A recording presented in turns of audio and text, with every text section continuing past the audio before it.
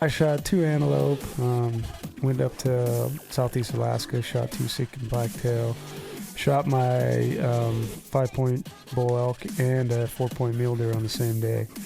Yeah, that was a crazy day. I always think that's kind of the joy of archery hunting is what could take a rifle hunter an evening, could take an archery guy 5 days to do it. But, the 5 days you spend doing that are, I think, what makes archery hunting fun. So, yeah, I just, at the Wild Sheep Foundation dinner in Montana this year, I bought a hunt credit to one of an outfitter up in BC and was trying to look to shoot a mountain goat. And, I figured, hey, I'm not getting any younger, 29 years old today, plus 11. We're here 4 days, so my wife and I have been talking a lot lately, and I said, I'm not going to have 25 more years of being able to hike around, and, hopefully we'll stay in shape and do what we do, but, I figured, let's start getting some of these hunts down that I want to get off my bucket list. So I actually had a moose cancellation, so I'm going to go up there, and, it was a good deal on a moose, so I'm going to go up, and it's only about a 17-hour drive from Montana, so I can take my truck up and haul all the meat back.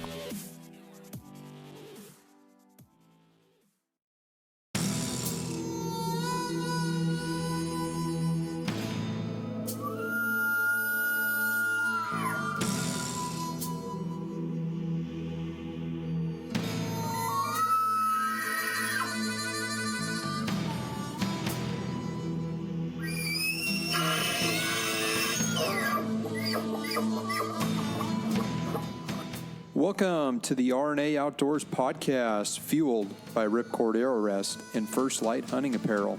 At RnA, we are public land DIY conservationists that love to share our passion for the outdoors. So join us and our team as we interview professionals in the industry to share insight knowledge that helps make hunters and anglers more successful.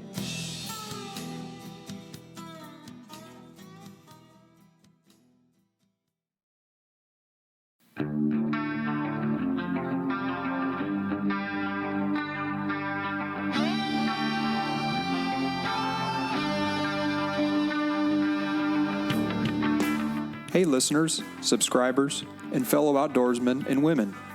This is your host, Lucas Paw, and I'm excited to tell you about some of the sponsors that continue to help make this podcast not only happen, but grow and thrive in this digital world of audio content. This podcast is brought to you by Ripcord Arrow Rest, the bow hunter's #1 fall-away rest on the market. Ripcord is known for 100% full-time arrow containment and their patented drop-dead brake system that eliminates launcher bounce back.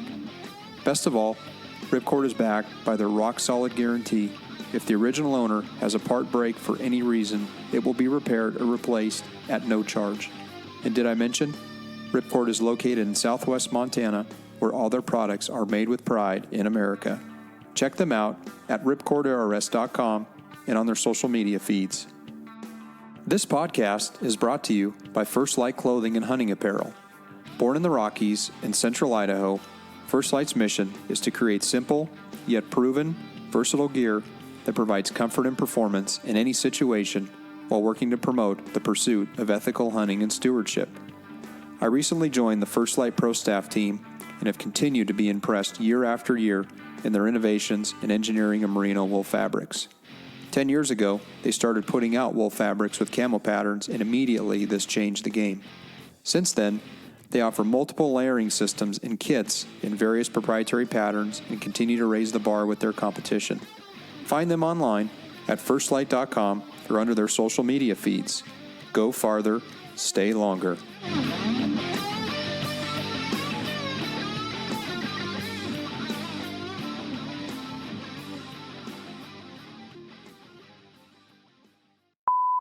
June 2nd.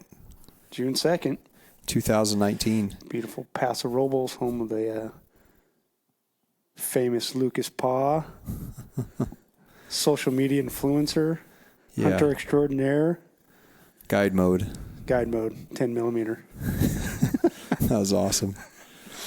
Yeah, so we're here. Mr. Tyler Houston, partner here at RnA Outdoors, came down and visited Central Coast. He took a little work trip and took it into a little personal vacation. He's turning 29 Yep, in a couple days. Forever. So 29 plus 11, buddy. Yeah. So why would I want to spend my 40th at home when I could be down hunting with you? When Nikki texts me and she's like, okay, Tyler wants to spend his 40th birthday with you hunting pigs. He doesn't want to spend it with his family. I'm like, in my mind, I'm saying, well, can you blame him? But I knew if I said that to your wife, what kind of reaction I would get. So, and being the good wife that she is, she said, yeah, plan the trip. So that's been a month or two ago. And then you and I connected at BHA in Boise. I don't remember much of that trip. It was May. A long one.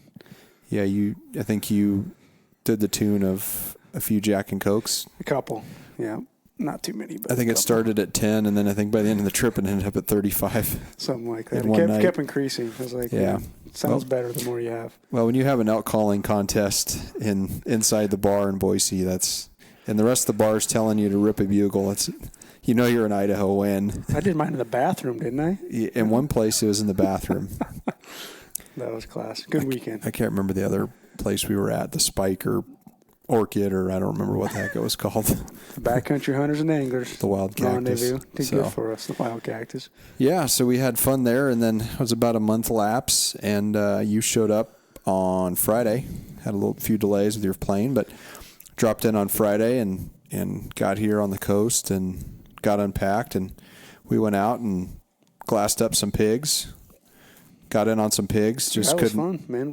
Right away. Couldn't make it happen, but yeah. And it's funny thing, and we'll talk more about kind of the events that happened yesterday. But it's amazing how you can basically get in on a group of pigs at 30 yards and they have no clue you're there, right? And then you're at 150 yards and one puts its nose up and wins you, and they're gone. Yeah. And that's why I love hunting pigs so much, because they're a lot like hunting a lot of the Western game, because they do have a good sense of smell. It's just their eyesight, and they're so low to the ground they don't see very well. But, their noses are incredible, what they can pick up. Yeah, definitely. I think it kind of compares to, especially archery. With the rifle, it's pretty easy. I don't think it's real hard to come out and shoot a pig. But it compares to me as like hunting, antelope in Montana, Wyoming, wherever you're at. It's real similar to that. Sometimes you get a rifle out and everyone fills their tag, 90% odds. But as soon as you put a bow in your hand and different story, right? 30, 40 yards, it's a big difference. Yeah. Big difference. I always think that's kind of the joy of archery hunting is what could take a rifle hunter an evening, could take an archery guy 5 days to do it. But, the 5 days you spend doing that are, I think, what makes archery hunting fun. So. Yep, no, it's true. Well, let's see the same thing a couple years in Wyoming when I had that 5 days chasing antelope around. Yeah. Drove down there in 1 hour with rifle season and filled my tag. Yeah. That's just how it goes. That's why I love archery hunting. Yeah. Way more of a challenge, way more fun. Yeah. Well, the beauty of antelope hunting, as you know, is especially in Wyoming, you can hunt all day long. You can hunt into the evening before the sun goes down, and you're probably going to chase 20 different bucks, right? Or maybe the same buck a few times, but literally drive over the next ridge, and there's going to be, 2-3 more bucks there waiting for you to put a stock on them. Yep. You can blow a stock after stock after stock. Yeah. Just keep going until you get What'd you name that video? The boomstick to the sharp stick to the boomstick. Sharp stick to the boomstick. Sharp stick to the boomstick. And you had goats with your bow, right? You had opportunities. You just a couple. There was a couple long shots that I chose not to take, like getting out there 90, 100 yards, and I ended up getting into a little water hole that I found, an old one. It was completely abandoned. Probably been sitting out there. Someone built it 30 years ago. The roof was half caved in, and got in that blind for like 5 minutes, and antelope came right into it, and I ended up missing a shot. Shot right over everyone's back about 35 yards. One of those shots you want to take back. But sure. Yeah, so it was a good hunt. It was fun. Yeah. Got to learn a lot, see a lot of ground, new area that I'd never hunted before. So never even scouted it. Just drove down there, called one of the landowners that got some permission that had a bunch of checkerboard, public and private, and he let me on. And it was good. It was fun hunting. So by myself 5 days. Yeah, I remember you'd drawn that tag, and I hunted that unit previously and kind of gave you a little bit of insight, but you got it done. You shot a nice goat there for sure. Yeah, it wasn't bad. Yep. Bonsai'd down there when it was snowing like crazy in Montana. That's right. In October, and shot my buck, and drove back 6 hours down, shot my buck, gutted it out, drove back home that night.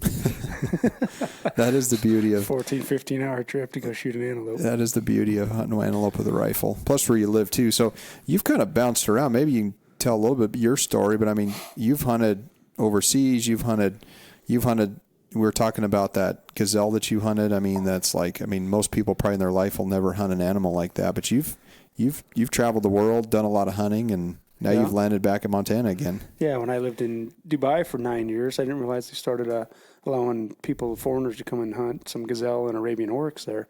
So actually, I think you're the one that showed me a post on Facebook that Craig Boddington did, because I know you know Craig pretty well from here in Paso Robles. So I contacted the guy, and he said, yeah, come on out. And they've been doing it for a couple of years. I was the first American to actually go out there and shoot a gazelle, a mountain gazelle is what I ended up shooting. And, it's all, they used to be down to no animals there. I mean, it was almost extinct, similar to kind of how it was here in the U.S. with elk and antelope and buffalo, and everything was basically extinct. And they kind of took a similar model in North America and just started, saving the species, not allowing the locals to hunt anymore. And, they went from having maybe 10,000 entire Arabian gazelles, mountain gazelle and sand gazelle in the whole country, actually in the whole Arabian Peninsula, to now they've got over 100,000. Wow. Between the areas. So the same kind of thing, they just protected them, and now they're slowly letting people come back and hunt them. And it was pretty neat. It was a good experience, And it's all like you're literally in a desert then. I mean, you're not. Yeah, I mean, I was hunting, if you see the video on YouTube, I was walking around and barefooted, because walking through sand with any kind of boot or shoe was just horrible. So wow. And it was cool temperatures. Usually it's pretty hot there, but I was in early March, and I think that was 2017 that I shot that. Yeah, that was fun. It was a good time. It wasn't real super difficult hunting, but those things are wild. I mean, it's like a 5,000 acre preserve, and I mean, we got over the ridge a couple times, 300-400 yards away, and you'd see those things. And they're not very big. I think I got about 15 pounds of meat off that. Yeah. When I shot mine, I asked the guy, I said, hey, can I take all the meat? And he's like, you want it? And I was like, yeah, of course. It's the only reason why I come out here hunting. I said, I want to try it out. He's like, yeah, no problem. So they packaged it all up for me. Cut it up in a 1 gallon bag. Cut it up pretty much. And I said, just get it off the bone. I mean, I'll help you out, and cut out the back straps and everything. And then I took it home and made some tacos for some of the boys there at work, a bunch of Australians that don't really hunt, and a couple of French guys. It was pretty fun. Yeah, they were pretty interested. They called me the redneck hillbilly from Montana that goes out and kills stuff in the UAE. Yeah, there's probably, I was just saying that I didn't even realize I was hunting in Dubai or in the Emirates there area. But you're right, like the Arabian oryx, that's a pretty sacred species. Yeah, I mean, now that one's, it's still on the CITES list, or CITES, whatever you pronounce that. So it's still, they still have some hunters come over. Europeans can come shoot them and take them, but you can't get them back in the United States right now. They're still on the list. I think there's only about 40,000 they estimate worldwide that are around, mostly in the Arabian Peninsula, and there's some kind of in northern Africa. And it just looks like your gemsbuck or oryx from Africa, but they're white, kind of a red patch in their face. They're really neat looking, really pretty. Same horn configuration? Yep, same thing, long, straight, 40, 50-inch horn. And yeah, really pretty. Huh. Yeah, and there's quite a few of them there. That's cool. They've kind of done the same thing. So 9 years spent over there, and then came back, couldn't deal with living over there anymore, or got homesick, or the wife would still be there, but I had to come back and do some hunting and fishing. I was missing you guys too much. Yeah, we missed you. Yeah, no, so I ended up coming back to Montana in 2017 and took 6 months off and hunted about every day. Yeah, you did. Yeah, I shot a lot of animals. Yeah, you were busy in 17. It's amazing how much more animals you can kill when you put the time in to scout them, find out where they're at, and go shoot something. So I filled 6 of my tags. I wasn't fortunate to shoot a buffalo. I actually had a cow-calf buffalo tag in Wyoming that year, and just no snow. It was tough hunting. No migration. Yeah, they ended up giving, usually the harvest rate there is like 90%. I think that year they filled about 35 to 40% of their tags. So they were actually good enough. I mean, that's an expensive tag. Yeah. The cow-calf was $1,000. And then the bull tag was $2,500. And they ended up giving us, everyone that didn't harvest actually got their money back. They gave us all a refund. Wow, which is cool. pretty neat. I mean, you didn't even really have to ask for it. They just knew it was a tough year. And, I spent 3 or 4 trips going down there. I probably spent $2,000 or $3,000 myself just going down to stay in hotels in Jackson Hole, Wyoming is not real cheap. So. Yeah. And is that literally like they just got to like cross a road or cross like one area and then they're illegal? They got to come out of the national park there, Grand Teton National Park, and they got to come down into where that elk management, the wildlife refuge is, and that's the only place you can hunt them. There's a couple like state and Forest Service sections that they'll come off of, but that's kind of higher up in the mountains. So they've caught a few bulls that'll go up into there, but said cow-calves are the hardest to shoot by far. So they just hang out low down in the national park. Yeah. And then they migrate into the elk refuge. So the only thing that pushes them there is when there's a lot of snow. So there's not a lot of snow. There's enough feed for them north of the elk refuge, so they just hang out Yeah, there's there. no And then reason. they just got to cross back and forth. And then the weekend before that season was done with, I took Ben's dad, one of our other partners. His dad came down with me, Big Wave Dave. PWD. Yep. And he went down, and we spent 3 days there. You're just watching bulls or watching a herd of buffalo 2 miles away, just hoping that they keep migrating south. So the day we left, they were only about 500 yards, and they got to cross a river and then get up into the elk refuge. So it's not like they just walk across the fence. It's open, but it's pretty tough for them to get in. They got to cross the river. And so we sat there and watched them till, I don't know, late evening Sunday. And then I got a number from a couple guys that were down there hunting. Got a message Monday morning and said 35 cows and bulls were taken that morning. Wow. They crossed that night. I drove back. I had to get back to work.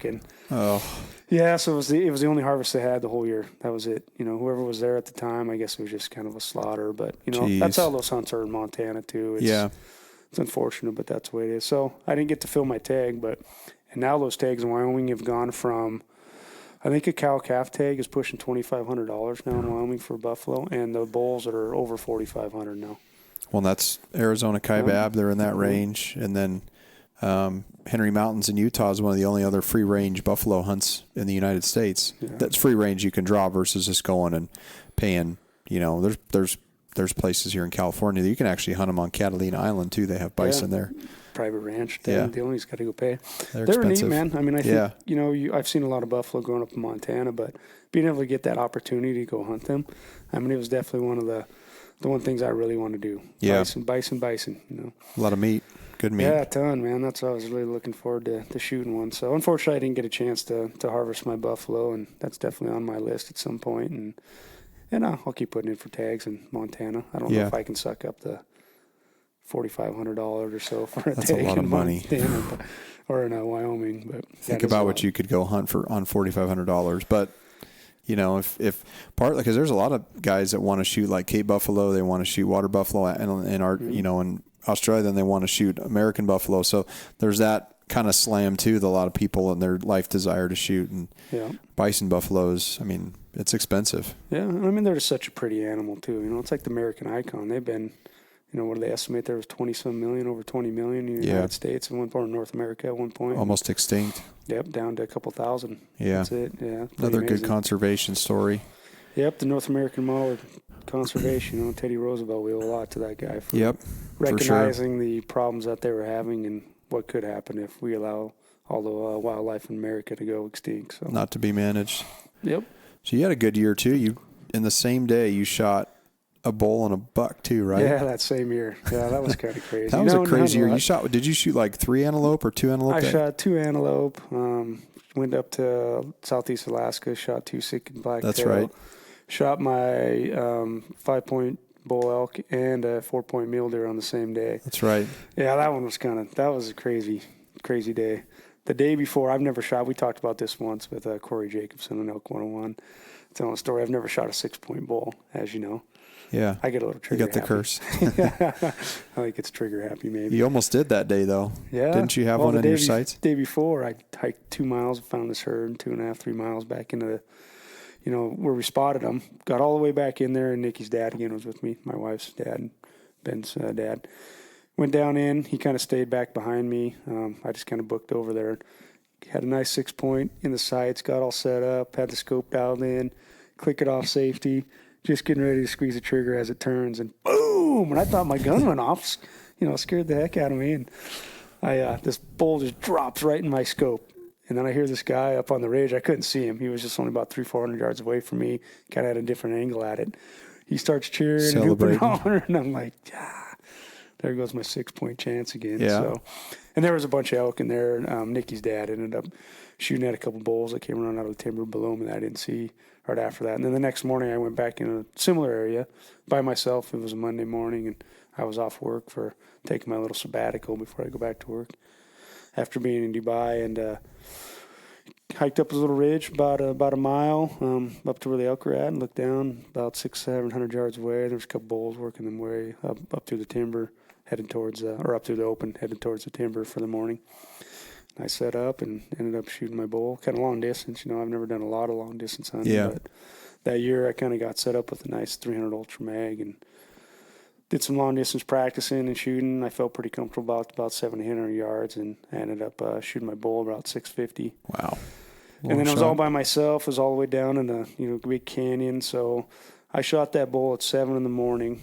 I completely butchered it, cut it all up myself. I didn't take it off the bone, but quartered all of it and took 3 packs out back up to where the Ranger was parked.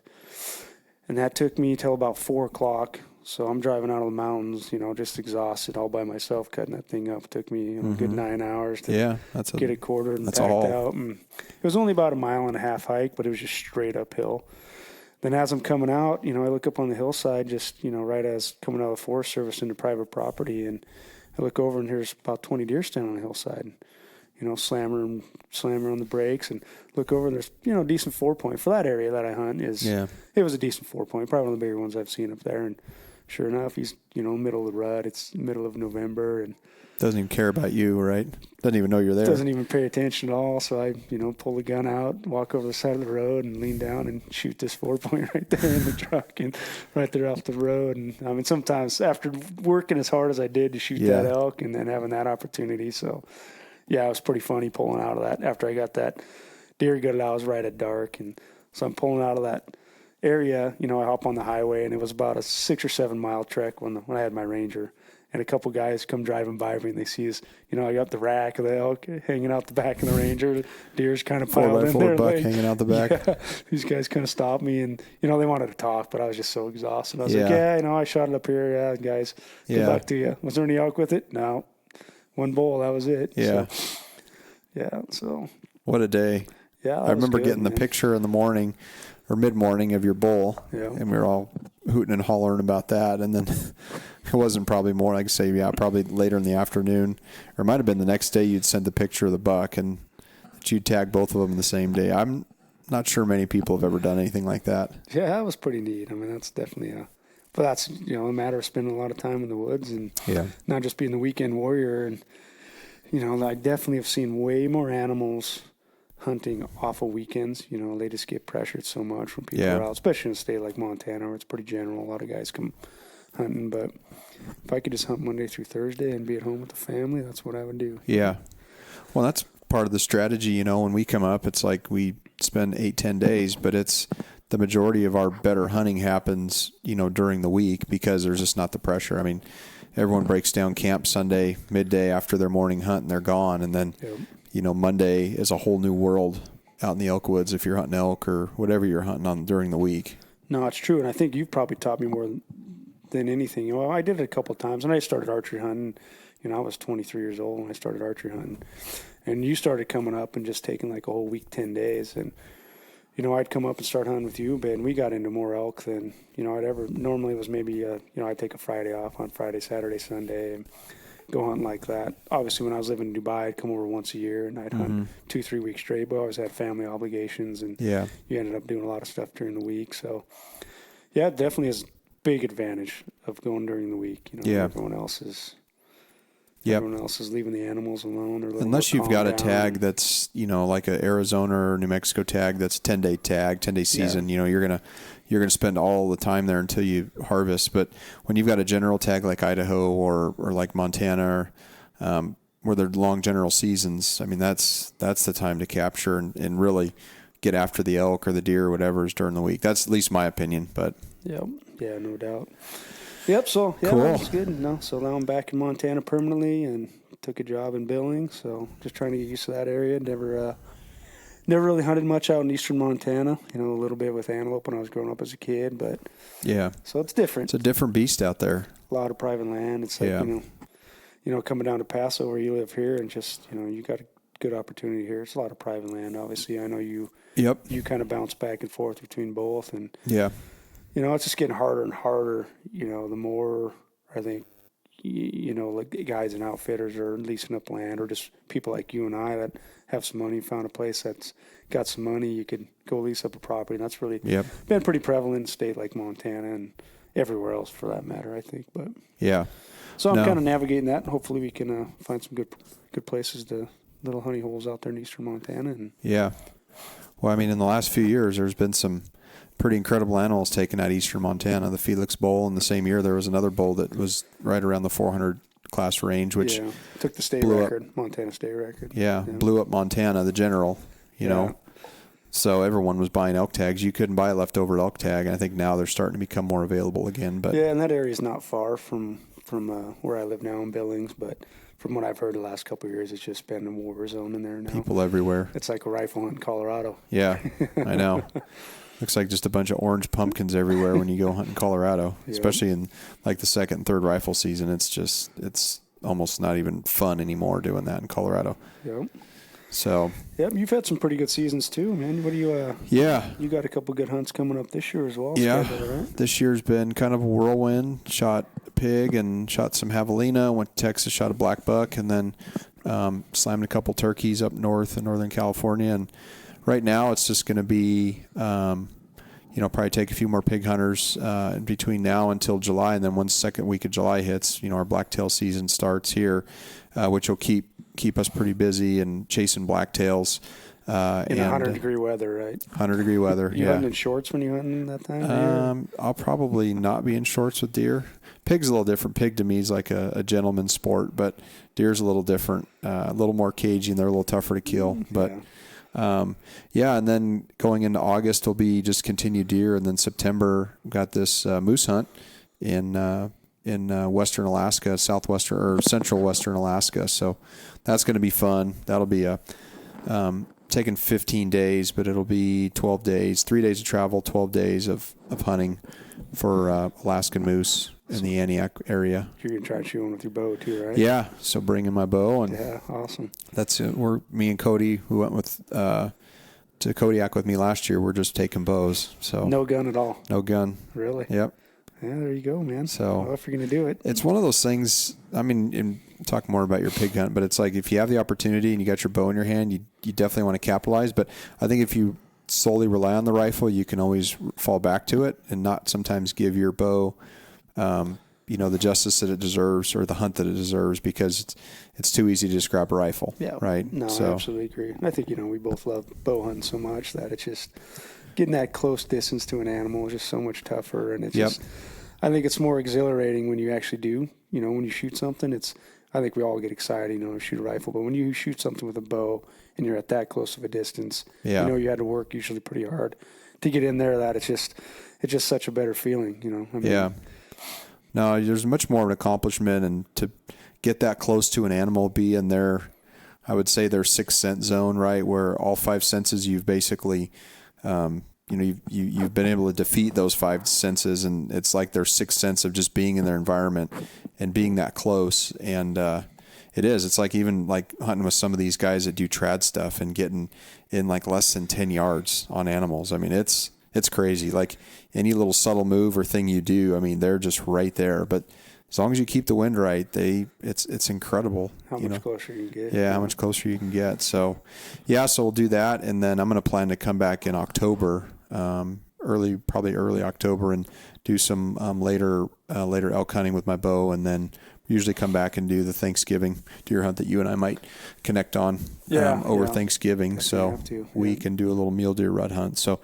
Yeah, that'll close that out, and then a good friend of ours drew a desert sheep tag in Nevada, so that starts in late November into January. So I'm hopeful that I can spend some weekends and maybe some time in going up and helping him do that hunt. That'd be a lot of fun. Yeah, that'll be exciting for him too. It's one of my good friends. Obviously, we've both been good buddies with him. He was in my wedding and stuff, and draws a desert bighorn sheep tag with 2 points. Right? 2 points in Nevada. You're going to get a little irritated when we say this, but 2 points in Nevada. And well, how many points did you have when you drew yours? I had 8 when I had mine, so it wasn't like I was a max point holder. I mean, it's not a trophy area, but I mean, any desert bighorn sheep to me is just an amazing feat. So I'm pretty excited for our buddy Mike there he hasn't shot an animal in 20 years, and finally started putting in for some tags around Nevada, and that's great. It's pretty exciting. Well, actually, I think when I was down at Reno 2 or 3 years ago, I started talking to him about applying in Nevada. I'm like, you're crazy if you don't apply here as a resident. I mean, for any species, I mean, Nevada has some of the best quality animals of any state. So I think he started applying then, and funny thing, 2 years later, I get this text from him. and I pull up the picture, and it's a screenshot of the Nevada draw because I had gotten my results not successful across the board. And I'm looking. They sent it to you and I, yeah. And I see, in the group text, I see Desert Bighorn Ram, any weapon, successful. And I just about lost it. So then I think I can't remember what I replied, like, are you kidding me or something? And he's like, no, I drew. And I think you jumped on the message. And so it was cool to see that. Cool to see a guy like that. Yeah, I just draw. said congrats. I don't know when the season is, but I'm in, bud. Yeah, exactly. Let's go. Yep.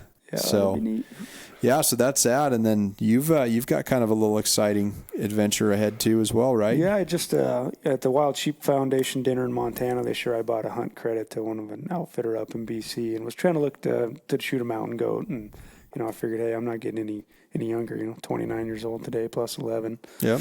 We're here in 4 days. So the wife and I have been talking a lot lately, and I said, I'm not going to have 25 more years of being able to hike around, and, hopefully we'll stay in shape and do what we do. But, I figured, let's start getting some of these hunts down that I want to get off my bucket list. So I actually had a moose cancellation, so I'm going to go up there and, it was a good deal on a moose. So I'm going to go up, and it's only about a 17-hour drive from Montana, so I can take my truck up and haul all the meat back, which is that's huge, beneficial. Yeah. So I thought about doing the mountain goat, and it's like, yeah, that'd be great because it was similar price and stuff. Obviously, I'm not a bazillionaire, so it's all budget, and just got to go do it, save some money, and go. And so I'm going to drive up there and figure the mountain goat I can come shoot some other time, and might as well be able to take the meat back home and not have to worry about it. So I'm going to go up there the October 1st through the 7th is that hunt. It's only a 7-day hunt, and it's in British Columbia, the British Columbia, northwest area, like it's kind of west of Banff. Okay.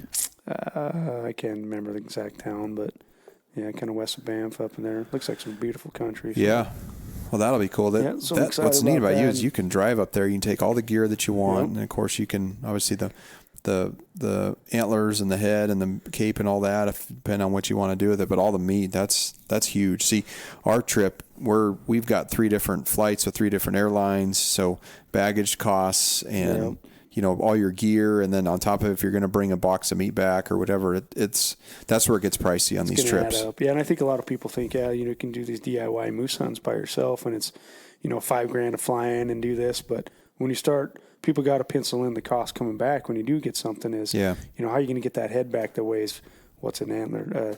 A rack of moose antlers. Oh yeah, they're 50 to 70 pounds. Yeah, and then you got all your meat. You're talking 200, 300, 400 pounds of meat. Well, probably 400 or 500 pounds of meat on a big mature bull, and that adds up. But, that's what you will go up there to hunt for. So it's The cool thing about this trip we'll go on is they've got a lot of places that the meat can be donated. So, and with Alaska, you got to salvage all the usable meat that you can. So it's going to be a grind getting all that out. But then he's got places that people will take the meat. So whatever we don't take, which would probably be, I'll likely take back straps, loins, a lot of the good cuts, and then probably donate a lot of the rest. We'll have a place to go, so it won't go to waste. So and that's something I've hunted in Alaska, and you've been there last year. Is a lot of locals really appreciate that. Yep. They all don't have a chance to hunt, and Alaska even does that where you can actually fill someone else's tag for like a black-tailed deer. Yep. If some guys old enough not to get out and hunt or his knees are bad, is someone else can actually go shoot something for him, bring the meat to them. So still a lot of subsistence hunting up there in Alaska. Yeah. So. Or if you've got a caribou tag, you don't see a caribou and you see a deer, you can shoot a deer with that tag as long as it has the same value or less, right? Yeah. So that is one cool thing about Alaska. And excited to go back this year. I think I'll plan to do Alaska every year of my life, something if I can. Yeah. There's something about Alaska that's incredible. Yeah, and we're talking the other day is, there's a couple good mountain goat hunts that I'd like to look at going up there, back in Kodiak or something else in Alaska where, just those tags are so hard to draw now, and it just gets harder and harder every year. That, at some point it's just got to go do it. Unless you can have 2 points and draw a desert bighorn sheep tag for $120. Wow. I think that's what I paid for mine when I shot mine 5 years ago. So that's incredible. Yeah. But Nevada has a lot of opportunities for goat or for sheep, even for non-residents. So it's one of the best for non-residents. But that state has done a fantastic job of putting sheep back on the mountain. Yeah, really has. Yeah. So, Pastor Robles, California pig hunting. So, man, what a kind of a ups and downs from Friday to yesterday morning. We went out and it was kind of a little bit barren. We hooked up with Brad our buddy Brad went out, and we saw pigs in the morning. Yeah. Just couldn't make it happen. There was probably, I would say, 10 to 12 pigs that kind of gave us the slip, and a couple good size. Yeah, a couple big sows. Couple good size sows that looked pretty good, and possibly could have maybe got the rifle out and shot, but I think we were trying to get you to get one close with the bow, and so Saturday morning didn't really pan out. Went and hung out Saturday afternoon, and then we went back out to the same hunting concession that we'd hunted that morning. And I don't know, maybe you can just kind of talk about your experience. We sat up on the ridge and we're glassing, and everything kind of started shaping itself. Yeah, it was fun. Everyone thinks that you come to California and it's like, it's full of hippies and liberals and stuff, but the hunting here really is amazing. There's some great places to hunt here. And now, don't tell everybody that, but, I won't. Well, you got to have some private land. You can't hunt any public, so there's nothing on public land. So don't come down here and hunt. And there's no public land here, no, so not zero. No. So yeah, in this it's such a beautiful area around here. Really, it is. It's just gorgeous. You got a lot of rolling hills and oaks. There's oaks and vineyards everywhere. Just a beautiful place. And just getting up on the mountain with you guys and just kind of glassing for pigs. We got up there around 5:30, and it wasn't too hot last night, but it kind of stifled. A little storm kind of started blowing in and cooled down. But like you guys said, if we'll wait till probably about the last hour, and that's usually when the pigs start just boiling out of the timber or out of the oaks, and they come out of their bedding zones. And sure enough, when you use the word boiling, you're like, really? They just come running out? So we're sitting up there looking at this little point, and you look over and say, here they come. Look down, probably 500-600 yards away. Yeah, and it was like 640, I think it was, or something. Literally single file, just boiling right out of the trees. 35 of them. Yeah, they were just on a mission just to go get into that barley and start eating and feeding. And that's kind of neat. I don't care if it's a pig or not. A lot of people think they're easy to shoot, and there's a lot of them, but they're a smart animal. They really are. No doubt. Like I said earlier, you get the wind at your back, and I think they are more cagey than any elk or any deer you'll see. Elk sometimes look at you. Friday night was a perfect example of that. 150 yards away or 120 yards away, and that one boar I was in front lifted up his head, shoulders came up, and he said, "We're done." Yep. Sure enough, those things just turned and gone. So then we got the wind in our favor down here, kind of drove down the road, and then we hiked out into the field, and that grass was waist high. So those pigs just disappear in that stuff. It's amazing, isn't it? It was crazy. I didn't even think about that, until we started pretty chasing decent sized pigs. Yep. And I've been pig hunting one time, and over in not too far from here, about an hour from here, and there we hunted, and it was all there wasn't like open grass, barley, and stuff that's growing real high. It was pretty open. You see a pig half a mile away, you could pick them out on the hillside. Mm-hmm. So coming here with that tall of grass and shrubs and stuff was just those things, you could hear them rooting through the grass. You can see the grass moving, but you're only 70, 80 yards away, and you can't see them at all. At all. It's a trip. Yeah, it was crazy. So we're just standing there, and, I'm pretty short, so trying to see over that, there's a couple little swales. We were hoping they would come out into a little shorter grass. So Brad, your friend that was with us, he's, whatever Brad is, 6'4", or something like that, 6'5". Yeah, he's 6'5", Big guy. He's like, yeah, there's one right there. I was like, I can't see nothing. You can just see the grass moving, little black figures kind of moving through it. You can hear them kind of rooting, and they start kind of fighting with each other a little bit. And squealing, you could hear that a little bit. Yeah. You knew they were close. Yeah, definitely. You could hear them just rooting. They're loud animals. Really, they are. They're just rooting and squealing at each other. And yeah. So next thing we know is, we kind of creeped down to where we thought there was just a little bit of a dip, kind of a draw, and the grass just kind of slightly, kind of right that little draw. There was no grass really running through. It looked like a little spring or something runs through that area periodically. So we're standing there, and that first one comes out, and you're kind of over on the side of me, just in case with the rifle if one popped out, if I need to try and fill my tag. And so I got set up, and I couldn't see the first, pig that comes out. Couldn't tell if it was a boar or sow or not. And he comes out, and Brad's like, there's one right there, shoot it. So we're ranging, 30, 33 yards. And I couldn't see it. All I could see was like the very top outline of its back. Him standing right next to me. Had a pretty clear shot of the vitals and everything, and I couldn't see nothing. So that one kind of spooks off and goes into the back of the brush and their feet. And they have no idea they were there. None. 33 yards? 33 yards. Yeah. The wind just blowing, straight away from us, right back into our face. It was perfect. I mean, I guess that's the biggest thing is no matter what big game animal you're hunting, the wind is the most important thing. Yeah. By far. Aside from turkeys, because turkeys don't even have a sense of smell. Yeah. But other than that, I mean, I don't know any other animal that, I mean, again, see you once, hear you twice, but if they smell you once, done. And they're the same way. Yep. Yeah, so that was pretty amazing. So then the next, another pig kind of walks out right behind this one. And all I could see was about the top, maybe 4 inches of its back. There's 33 yards. As I just put it right where I could see it, 33 yards, and just put my 30 pin right on it. And I've been holding for quite a while. We got a pretty good video of it that we'll, I'm sure we'll put out here on social media, or Lucas will put out at some point, or you can go look at it. This podcast will come out afterwards. But so I just drew back, and I'm sitting there waiting, and Brad's like, "Can you see it?" And I was like, I can't see it. I don't have any shot. I'm too short. Kept telling him that I'm too short. That sounded like the noise right there. So I draw back, and, finally that thing kind of just turned just slightly, and he was quartering pretty good. So I just, kind of put it where I could see kind of the edge of his ear, just drop back about 6 inches and put down, and I let her rip, and you hear that arrow just whack.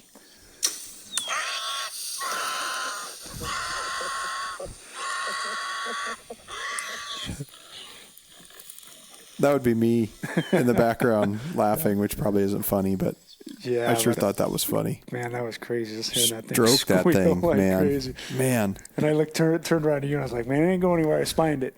And I actually hit it pretty high, but we ended up puncturing a lung on it. Yeah. So it dropped right where it was at. Yeah, it didn't go 10 minutes and it was done. But yeah, I mean, if that, maybe even a couple But that was when I was thinking about your shot, because I was to the left, and I was back up in case it got western, or in case you missed or hit, far back or something, we needed a follow-up shot. But from what I could see, all I could see was that pig come out and expose probably from basically its head back, probably quarter way back to probably the midsection of its body. That was it, because there was so much barley in there that you couldn't see. So that was my vantage point, thinking, okay, because I saw the first pig come through, and it was like a little calico come through, and I saw that black one come in and sit there. But you were drawn back for, I would say, at least 30 seconds. Yeah, at least, yeah. And you were drawn back. The first one cleared. The next one came through, and that's when the one I knew. And then when I heard that arrow release, it was just like, man. That's that sweet sound that you can just hear the whack, and you just know you hit one good, solid. Something like that. Yeah. Yeah. And the rest of them, of course, there was about 25 to 30 in the group, and some piglets. They scattered, but they didn't go that far. They just didn't know what happened, right? Yeah. They heard that one squealing and kicking around, but we literally could have probably went in and hammered another one, because then they kind of started coming back again. You could kind of start seeing the grass and the barley moving again. And that's another advantage with a bow shooting archery, is they don't really know what's going on. That one sound, especially if the one doesn't take off, it drops right there. They're confused. They can't see. They don't know what happened. They don't know what's going on. You shoot a rifle, and those things would have gunshot. It'd have been jailbreak. Yeah, it would have going been on 2 miles away in no time. So yeah, that was cool. And then you guys, I look over Brad, and he's got his pistol kind of out, and I'm thinking, I'm not used to that I don't pig hunt. It's only the second pig hunt I've ever been on in my life. And, you guys are kind of getting ready with the guns, thinking, that thing gets up and might come right at us. And, I guess you see those videos on TV sometimes, and you're like, that doesn't happen very often. So, a couple years ago, our buddy that was down here hunting with us, Jake, had the same thing happen with big boar. Shot it, jumped right up, and he had to put 5 or 6 shells in the boilerplate. Yep. To put it down. So yeah, and he had hit that thing. He had Brad's 270 short and hit it 2 good shots with that short, and ran up on the hill, crossed the pond, and got above us. And I was trying to get some video. I got above Jake, above the hog, and Jake's coming up with his AR, and all I saw was that thing getting up and starting to charge him, and he just started letting him have it. 10-round magazine. I think he dumped the 10-round magazine, and that thing just, literally took all 10 of those rounds and finally just boiled up. So, they are resilient. The big and that one boars had some cutters on it. Yeah. That thing had probably 1.5 maybe 2 inch. Yeah. The armor plate on those animals. There's been more times than not we've cut into those things and found, slugs and bullets in their armor plate that just never pierced into their cavity. Jeez. So they're tough animals. Yeah, they are strong. So and they're just so stout. You think you shoot one of these pigs and it's laying on the ground. You don't think they're only about maybe 20, 24 inches from bottom to top. But you grab onto one of those like that one I shot last night. Yeah. A couple hundred pounds. That's pushing 200 pounds, and it's like, man, they are not small, and they're just dense. Yep. It's densely packed. You were right at 200 on that one, and so we took it out and ended up, cleaning her out under raining a little bit. Got some cool pictures and kind of shared the moment with everyone, and then our good buddy Mr. Brandon Williams is able to join us on the hunt. So he couldn't stick around today and do his first. He was the guy on our very first podcast you ever did. Podcast number one. Podcast the three of us. Yeah. Well, Brandon Pork Sword Williams. Boots on the ground. The Pork Sword. Dun, dun, dun. That's going to be some great video. That was awesome. That was hilarious. It was good to have him out. Yeah. It was fun. Yeah. It's always fun seeing success happen through someone else's eyes, and for you to come out and be successful and be able to hunt a little bit and hang out. It's always good to do that. And I told Brandon as soon as he's here, I was like, man, I'm definitely going to kill something now. You're the good luck charm. That guy came up to Montana 2 years in a row and shot 2 bulls. I mean, that's he amazing, is a charm. Yeah, he's got the luck, and he's a hunting machine, that boy. A lot of times I hunt with him, it's crazy. I was the first animal he ever killed with his bow was a coyote, and I was with him when he stalked in on it. And he does bring some luck, because him and I have hunted a lot together, and we've killed some stuff together for sure. It's funny, some of those guys just make you better hunters. If you're around guys that are patient and want to kill things, and makes a difference. Yeah, I've always said about pigs, it's like people, I get a lot of messages on social media or text messages about hunting pigs, and it's like, I'll tell you what, I said, you become a better hunter chasing pigs, because they're like the ultimate. They're like javelina or any other small, peccary or hog species of animal. They're not easy. I mean, there's nothing easy about archery hunting them, but they are like the perfect animal, because again, their center of gravity is so low, but their nose is as good as any other animal in the West, and it really teaches you, how to keep wind on your side and how to play the wind, and that is the number one thing. I mean, if you got the wind on your side, as you can see, you could have probably got in another 10 yards. Slow step, and got to 20 yards. Their hearing's not great and stuff, but yeah, definitely. Yeah, they're pretty amazing. I think the cool thing about around here is they'll be right back in that same field in the morning, probably. They're pretty patternable. I think it seems like if they have a right place to feed and the feed's right, obviously they probably move wherever the feed's at. The farmer cuts his hay or cuts his barley and sends it away. They're probably not in that field as much, but you can just continue to hone your skills hunting these pigs. And it's, for a resident of California, you guys are fortunate enough, you could pretty much unlimited, right? You have to buy 5 tags at a time, and year round. Right, then you go year round. So. You can hunt them year round. There's no bag limit. So you got 2 tags in your pocket, and like last night, had you doubled up, had 2 tags, totally legal. Yeah. Right. Yeah, which is cool. Yeah. I mean, they are considered an invasive species here in the state, and they are one of the few that depredation permits are allotted for. But a lot of the hunters have found that, you manage them. It's like any other animal. So they manage them with people that come in and shoot them, and, and so it's an advantage for a guide and an outfitter, and it also is good for the landowner, because a lot of them get subsidized for it. So, and the meat you're going to find is phenomenal. I mean, I tell you, the meat on these animals, when they're, especially this time of year, when they're feeding, putting on a couple pound, maybe a pound a day, eating that barley. Yeah, I'm looking forward to that. So we hung that one last night. Yeah.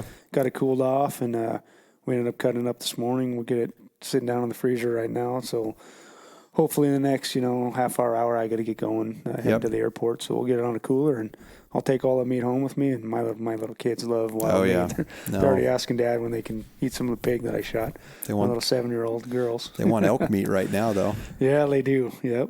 Yeah, the last little hike I went on, my daughter was asking me why I can't shoot an elk, because we're about running out of hamburger, elk burger in the freezer. So that was good. You got to see the Quickster. Jason and Wyatt came down. Yep. It was 11:15, I think you finished skinning the pig in the garage, and got to see Jason and your co-host hang out, Mr. Quick. Yeah, that was good. Got to chat with him a little bit. So it's been a good trip. Yeah, for sure. Really appreciate it. Yeah, it's been awesome.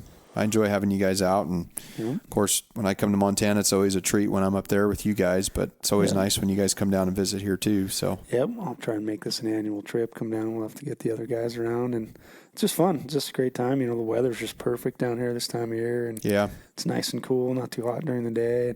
Just great, because there's not a lot going on in Montana right now. for hunting, most turkey seasons are over. There's still a little bit of bear seasons open in a couple areas, but for the most part, it's getting pretty tough. And then you got a lull here for us until August when antelope archery starts, and so I don't really put in for archery antelope tags in Montana anymore. I strictly archery hunt up there, so I'm looking forward to the opener there in the middle of August and get going around and chasing those a little bit with the bow. Yeah. So it's going to be fun. The fall will be busy, but should be fun and filled with a lot of tags and hopefully some good memories will be had in the fall season for us. So it's all general season for me this year. I didn't draw any tags, so. But even general, I mean, with having at least the deer and the elk tag in your pocket, and then getting the 900 tag for antelope. I mean, you've got a lot of opportunities there to get out and chase some good animals and. Absolutely. I think you need to get out and chase some mule deer with your bow early too. I know I need to. Well, not when I'm out in eastern Montana where it's a little more. There's obviously a lot bigger deer out there, and there's more areas to hunt them. Yeah. Yeah, I definitely need to. I'd like to try that, especially if I'm going out antelope hunting, go hunt some deer in the morning and absolutely. see if we can find some bedded down and look there. Out there, they're a lot in the same places. You just check the coulees, and up in the flats will be the antelope. You go check the coulees down low, and you'll find some deer. So yeah, I definitely want to do that. I might take you up on a couple of spots that you for sure. Up north. So I'll get you some onyx spots to go look because I know there's going to be bucks in there. Yeah, I know it. I've seen their rubs. So yeah, that'd be good. Well, man, check it out. Well, I appreciate it, Lucas. It's been a great trip down here. I know it was short, and I'd like to get out and do some fishing here the next time we go down. Come down here, but I appreciate you hosting me here, and it was a good hunt. And it was fun. It's always fun hanging out. Guide mode 10mm. I tell you what, though, Bradley, man, he's a good dude. We always seem to get it done when he's around. But it's fun. Yeah, he's pretty serious. It's funny. Yeah, it was a good time. Cool, man. Sure. Well, I'm sure next time I'll see you, maybe in July, if come up, I'm planning to drive up for Zach's wedding and visit my family, and then, of course, when I come up for elk season and deer season, I'll be around. Another opportunity there to catch up and see what happens. Right. Absolutely. Always visualize how the season's going to go, and it usually never goes the way I visualize it. But I'm always excited to get up there and strap on the boots and throw the bow in the hand and go for a little walk.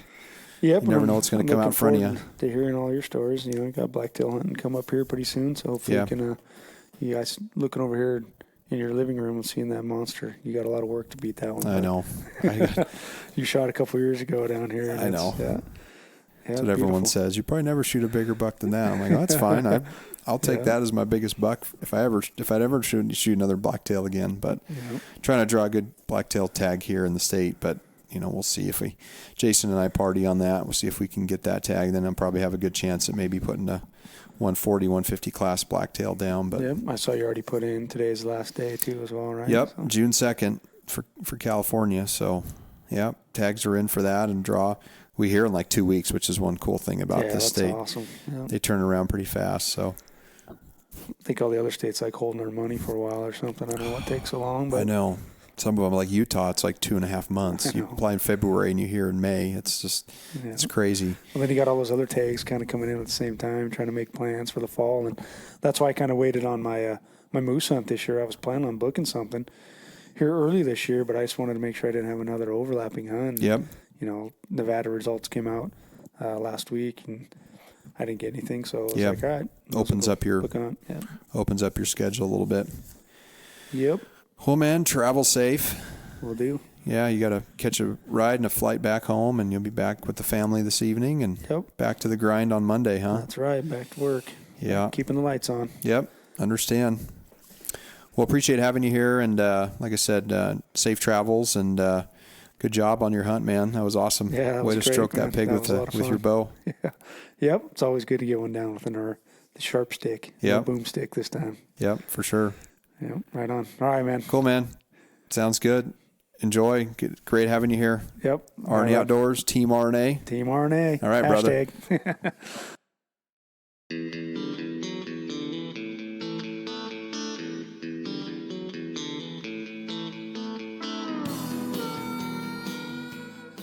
Hey, everyone. This is Lucas Paw, host of the RnA Outdoors podcast. Please check out Podbean and iTunes. If you have an iPhone or iPad, go to the podcast app on your device. search for RnA Outdoors and hit the purple subscribe button.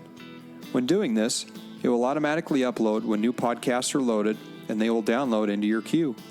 For Android users, you can access the podcast through Podbean, Stitcher, or use our website, www.rnaoutdoors.com/podcast.